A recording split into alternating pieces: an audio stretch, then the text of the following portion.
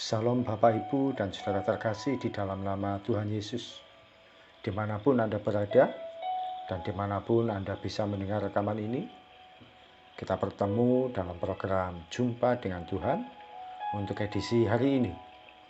Sebagai dasar kebenaran firman Tuhan, saya akan bacakan dari 1 Korintus pasal 13 ayat yang keempat. Firman Tuhan berkata, kasih itu sabar. Kasih itu murah hati, ia tidak cemburu, ia tidak memegahkan diri dan tidak sombong. Sahabat Kristus, salah satu sifat kasih yaitu sabar. Bahkan kesabaran juga merupakan bagian dari buah roh. Kata sabar ini seringkali diajarkan dalam firman Tuhan, meskipun kita sendiri seringkali tidak menyadarinya. Pengajaran tentang sabar seringkali kalah dengan pengajaran tentang iman, doa, mujizat, berkat, atau bahkan ketika membahas tentang kasih, kata sabar seringkali terlewatkan. Menarik sekali dalam Alkitab, kata sabar tidak diterjemahkan dengan be patient. Kalau kita belajar bahasa Inggris, bukankah untuk meminta orang bersabar digunakan kata be patient? Namun Alkitab menggunakan kata long suffering. Kalau diartikan secara terpisah, kata long suffering mengandung pengertian menderita yang cukup lama. Orang sabar itu menderita, menyakitkan, dan tidak menyenangkan. Bukankah demikian? Sudah janjian ditunggu ternyata tidak segera datang. Kita mesti sabar. Sudah diharapkan ternyata yang diimpikan tidak segera terwujud. Kita pun juga harus sabar. Anda yang seorang guru sudah mengajari murid dengan penuh kehati-hatian, masih juga tidak memahami dan tidak mengerti yang diajarkan. Kita pun juga harus sabar.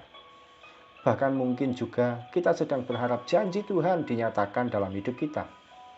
Mana katanya Tuhan janji mau memulihkan hidup saya? Sudah berdoa sekian lama ini, kok belum terjadi juga? Sabar, tunggu waktunya Tuhan.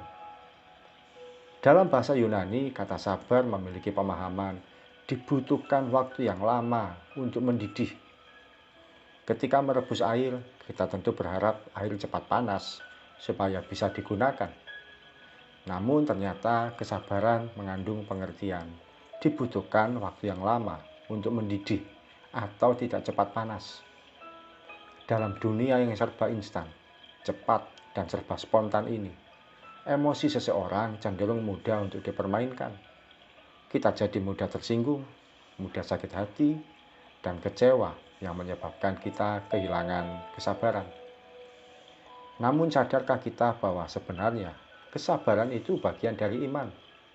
Mengapa demikian? Hanya orang yang beriman yang mampu menunggu janji Tuhan sampai genap dan nyata dalam hidupnya. Orang yang sabar tidak akan menyalahkan Tuhan dalam situasi hidup yang dihadapi. Orang yang sabar akan rela berkata, terserah bagaimana maunya Tuhan, saya ikuti saja. Kalau diperhatikan, Daud ketika diurapi menjadi raja, mestinya kan tidak pakai lama, dia sudah berkuasa. Namun ternyata pengurapan itu membutuhkan proses.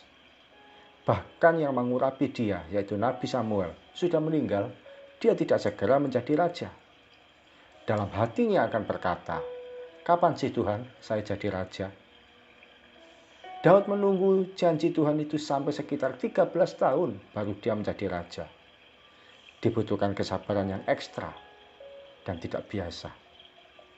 Bagaimana ketika kita mendoakan seseorang supaya bertobat dan berbalik pada Tuhan? Baru mendoakan seminggu saja, sudah kehilangan harapan pada Tuhan dan merasa kecewa. Terus berdoa sampai jiwa yang kita doakan dimenangkan. Teruslah berdoa sampai yang Tuhan janjikan pada kita digenapi. Sahabat Kristus, saatnya kita belajar untuk memiliki kasih dengan cara menjadi pribadi yang lebih sabar.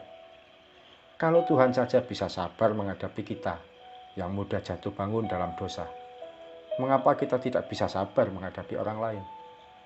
Hanya orang yang sabar yang mampu bertahan sampai waktu yang Tuhan tentukan. saat itulah dia akan bersuka cita menikmati hal yang baik dan terindah yang Tuhan janjikan bagi hidupnya. Mari kita datang pada Tuhan. Terpujilah nama-Mu Tuhan. Bersyukur sekali pagi hari ini kami boleh belajar firman-Mu, mengajarkan pada kami untuk kami menjadi pribadi yang sabar, tidak lekas marah, tidak lekas tersinggung, tidak segera emosi. Kami menjadi pribadi yang mau sabar. Bahkan untuk menunggu janji Tuhan sekalipun, kami harus sabar. Sampai kapan Tuhan genapi, kami mau menunggu dan menantikan. Berikan kami juga kesabaran ketika kami sedang mendoakan seseorang ya Tuhan, supaya dia dimenangkan di dalam Engkau, supaya dia mengalami hati yang berbalik dan datang kepada Tuhan Yesus. Beri kami hati yang sabar untuk menghadapi kehidupan ini yang tidak pernah mudah. Terima kasih Tuhan Yesus. Kau memberkati setiap anak-anak-Mu dalam aktivitas yang dijalani hari ini. Kau memberikan rezeki bagi mereka yang mencari nafkah. Kau memberikan kekuatan bagi anak-anak-Mu yang dalam pengharapan. Dan kau memberikan kesembuhan bagi yang sedang sakit. Terima kasih Tuhan. Hanya di dalam satu nama Tuhan Yesus Kristus kami berdoa dan mengucap syukur. Amin.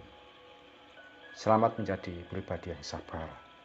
Ingat, orang yang sabar, dia ada di hatinya Tuhan secara istimewa. Saya mau ada di hatinya Tuhan. Bagaimana dengan Anda?